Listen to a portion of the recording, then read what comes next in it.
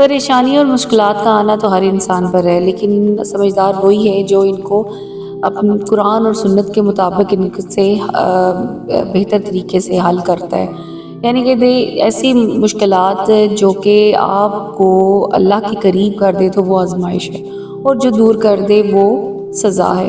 تو آپ صلی اللہ علیہ وسلم نے ایسی بہت سی تعلیمات ہمیں سکھائی ہیں، ایسی بہت سی دعائیں ہمیں سکھائی ہیں کہ ہم پریشانی اور مشکلات میں ان سے نپٹ سکیں۔ تو ایسی ہی ایک دعا میں آپ کے ساتھ شیئر کروں گی، یہ کلمات پڑھ لیں تو اللہ تبارک و تعالیٰ اس کے غم اور فکر کو دور کر دیتے ہیں۔ تو یہ دعا یہ ہے: اللہم رب السماوات السبع ورب العرش العظیم اکفنی کل محم من حیث شئت وکیف شئت ومن این شئت۔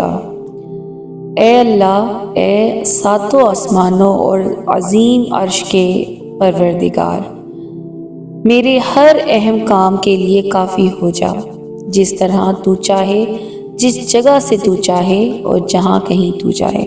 یعنی کہ اللہ تعالیٰ کتنی خوبصورت دعا ہے کہ جو آپ صلی اللہ علیہ وسلم نے ہمیں سکھائی ہے، اور ان کلمات کے ذریعے ہم اپنی پریشانیوں کو اللہ کے ساتھ شیئر کریں تو اللہ تعالیٰ ان کو حل کرنے پہ قدرت رکھتا ہے، کیونکہ جو پریشانی اللہ کی طرف سے آئی ہے وہ اللہ ہی کی طرف سے حل ہوگی۔